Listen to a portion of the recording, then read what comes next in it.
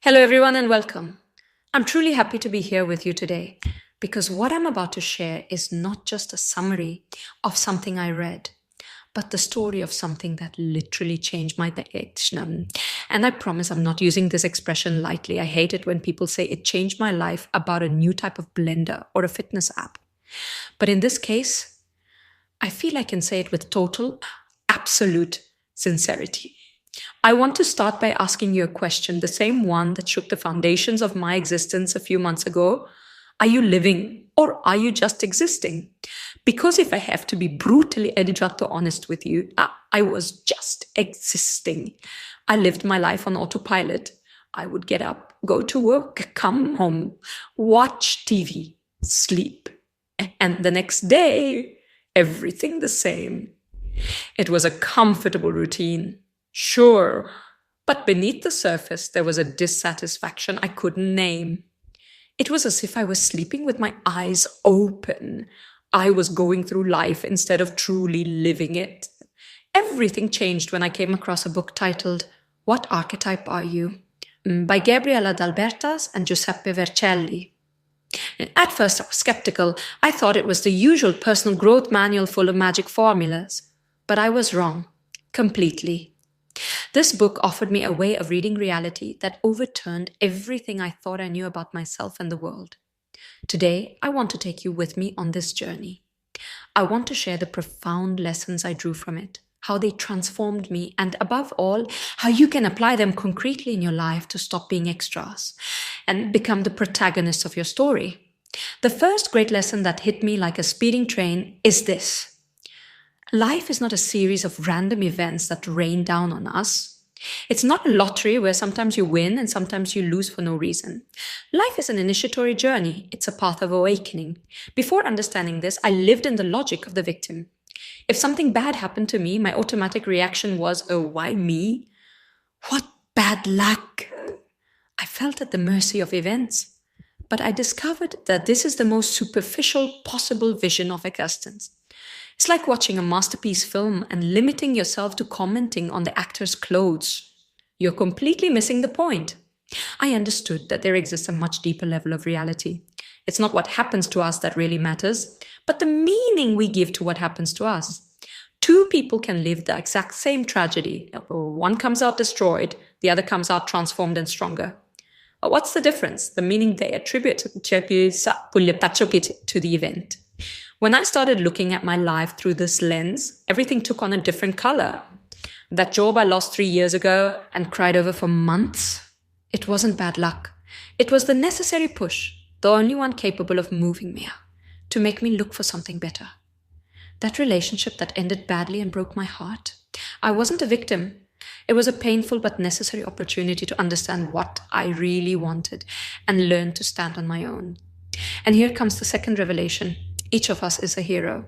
I'm not talking about superheroes with capes. I'm talking about metropolitan heroes. I am talking about you who get up in the morning and face your fears instead of hiding under the covers. Being a hero isn't a genetic gift, it's a choice. It's the daily choice to live consciously, to take the helm of your own life instead of being dragged by the current. But every hero must face a dragon, right? And for years I believed that my dragons were outside of me. My overbearing boss, my envious colleague, the partner who didn't understand me, the bad economy. I saw enemies everywhere. The book slammed an uncomfortable truth in my face. The dragon is not outside. It's inside. Those external enemies are often just projections of my inner fears. My boss wasn't the problem. The problem was my fear of not being good enough, which he activated. My colleague wasn't the problem. It was my insecurity that made me see competition everywhere. At first, this idea that made me feel guilty. So it's all my fault, I thought. But then I understood the difference between guilt and responsibility. Guilt paralyzes you, crushes you. Responsibility gives you power. If the problem is outside of me, I'm powerless. I can only hope the world changes. But if the dragon is inside me, well, then I have the power to tame it. I can work on myself. I can change it. Yeah? I discovered that 12 figures live inside us. 12 archetypes. Imagine them as inner characters, each with their own voice, talents, and shadows. We often play these roles without even knowing it. We identify with the victim, or with the warrior, always fighting, or with the angel who must save everyone. And we forget that we are much more than that single role. These archetypes accompany us in 3 phases: the preparations, the actual journey, and the return. I want to analyze them with you one by one, because in each of them I found a piece of myself that needed to be healed. The journey begins with the innocent. It's the part of us that wants to trust, that wants to believe the world is good, and that someone will take care of us. My great lesson here was understanding how much I had lost my ability to trust. I had become cynical. I had built very high walls to avoid suffering anymore. But living behind a wall is not living. The innocent taught me that the solution is not to close yourself off, but to learn to trust with discernment. Not to be naive, but to remain open. I had to do deep work, empty my suitcase. Since childhood, we carry around beliefs that are not ours, but parents' or society's. You're not enough. The world is dangerous. You have to work hard to be loved. I had to open that suitcase and throw away everything that didn't belong to me in order to travel light. Then there's the orphan. My God, how much I saw myself in it. The orphan is the part that feels betrayed, abandoned, a victim of the system. It's that little voice that complains, nobody helps me. I have to do everything alone.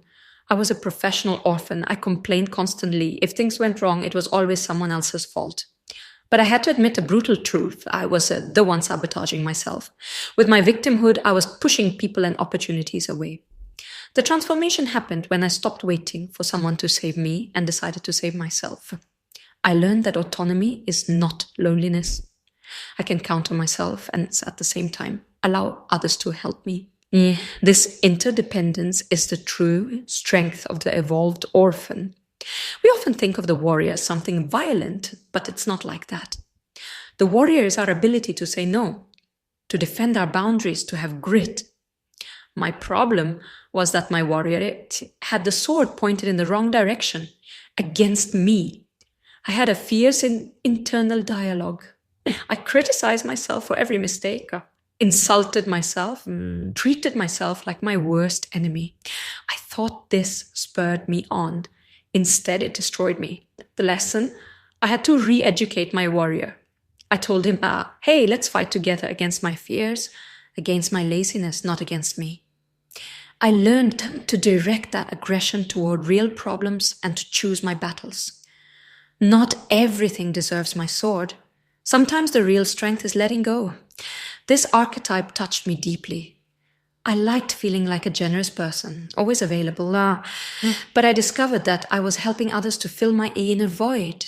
I helped to feel useful, to feel good, to buy a little love. And when others didn't thank me enough, I got angry. I felt exploited. The truth is that you can't give others what you don't have. If you don't love yourself, your help is polluted by need.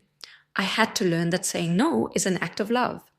When I say no to a request that drains me, I'm saying yes to myself.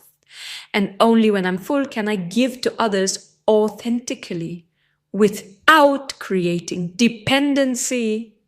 With the seeker, the real journey begins. I was a desperate seeker. I was looking for answers everywhere. In books, courses, travels, relationships. I was looking for that something more that would make me feel complete. But every time I reached an external goal, the void returned. The seeker's lesson was disconcerting. Everything you're looking for is already inside you. What we see outside is just a reflection. If there's chaos inside, I'll see chaos outside. If there's peace inside, I'll see peace outside. The real journey is not going to India or changing cities. It's having the courage to look inside yourself, into your own depths. It's a solitary journey. No one can do it for you, but it's the only one that brings you home. Here, I took a moral slap that I needed. For years, I looked for love like a beggar. I wanted someone to complete me and to fill my emotional holes. And guess what? I attracted people who confirmed that I didn't deserve love. I learned an iron rule. You cannot receive more love than you are willing to give yourself. If I criticize myself, reject myself, treat myself badly, how can I expect someone else to treat me like a princess? I had to stop looking for my other half and work to become a whole apple. Love doesn't complete you. You're already complete. Love is sharing between two whole people, not a crutch for two cripples. This is the archetype I feared most. The destroyer brings the end, loss, change, and I hated change. I clung to everything, even to what hurt me, rather than face the void. But I understood that without destruction there is no creation, just as the tree must let the dead leaves fall to make new ones grow in spring. So I had to let go of my old identities. I learned to see the destroyer not as an enemy, but as an ally who cleans up. It removes what's no longer needed to make room for the new. Is it painful? Yes. But attachment is suffering. When you learn to hold life with an open hand, ready to let go, you become invincible. That the Creator gave me back power. I understood that I'm creating my life in every instant, whether I'm aware of it or not. Every thought, every choice, every action is a creative act. Before I was unconsciously creating disasters, complaining about fate. Now I've opened my eyes. I asked myself, what do I really want to create? And I discovered that my true desires were different from those society had imposed on me. I wanted freedom, not status. I wanted authenticity, not appearance. The Creator also taught me that failure is not a condemnation. It's just feedback. It's data that tells me, adjust your course. And so I stopped being afraid of making mistakes and started living as an artist of my existence. We arrive at maturity with the sovereign.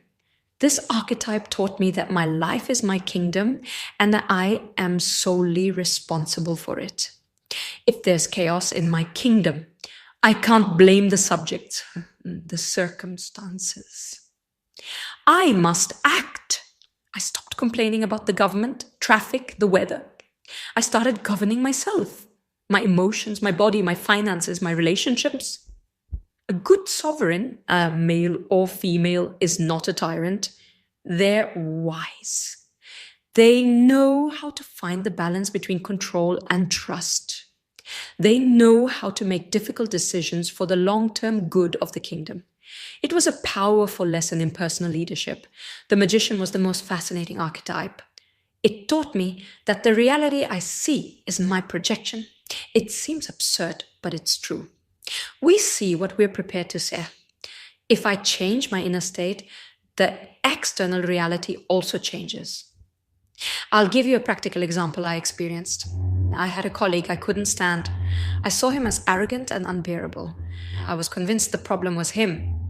Then, working as a magician, I looked inside myself. I understood that I was projecting my insecurity onto him. I changed my gaze. I started seeing him with compassion instead of judgment. And incredibly, his behavior toward me changed. I hadn't changed him, I had changed myself. This is true magic. The sage brought me peace. It taught me the suspension of judgment. To stop labeling everything as good or bad. To understand that everything is perfect as it is, even what seems wrong to us, because it's part of a bigger design that we don't always see. I learned to detach myself. I understood that I'm not my thoughts and I'm not my emotions. I am the consciousness that observes them. I can feel anger without becoming anger. I can have a negative thought without believing it. This distance creates a space of indestructible serenity. And finally, the fool, the archetype that closes the circle and brings us back to joy. The fool is the one male or female, who has understood everything and therefore laughs. It taught me that you don't need a reason to be happy. Happiness is not a destination, I'll be happy when. It's a way of traveling.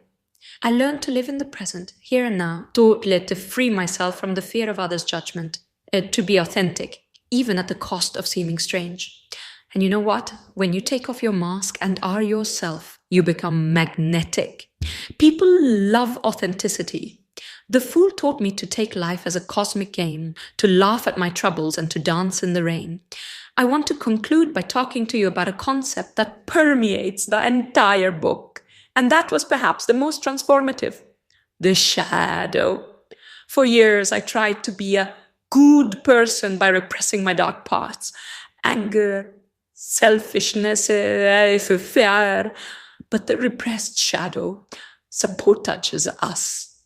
I learned that the shadow is not an enemy. It's my greatest treasure. In the shadow are my hidden superpowers. If you repress anger, you also repress the ability to defend yourself. Warrior. If you repress selfishness, you repress the ability to love yourself. Lover.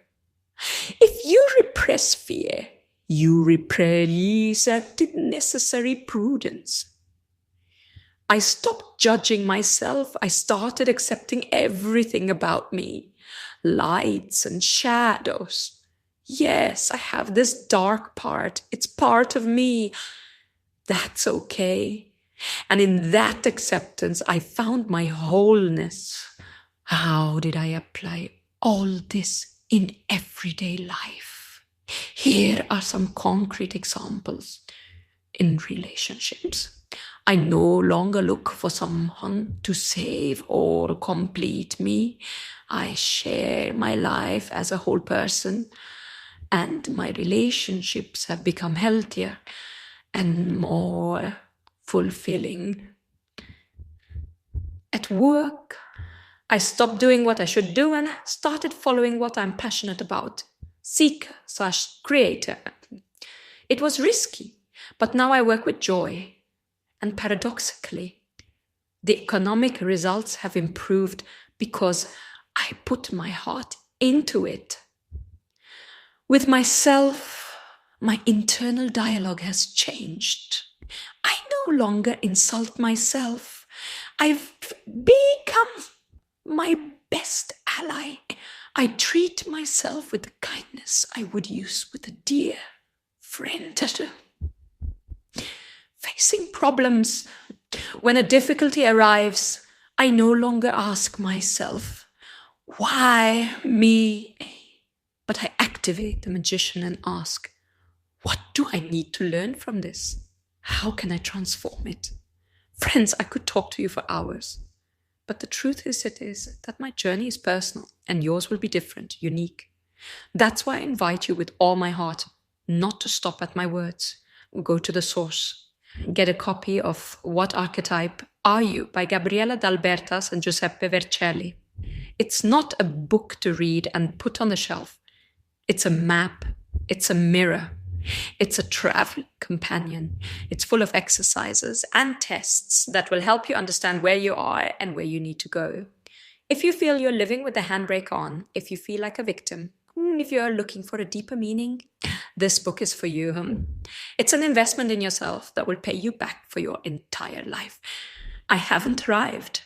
I'm not an enlightened guru. I'm a traveler, just like you, who continues to learn every day. Sometimes falling, sometimes getting back up, but always with a new awareness. I leave you with the question that started everything for me. Are you living or are you just existing? If you don't like the answer, you know what to do. The journey awaits you. This episode is also over. We hope you enjoyed the topic and we'll see you soon for another topic that can help all of us improve our lives.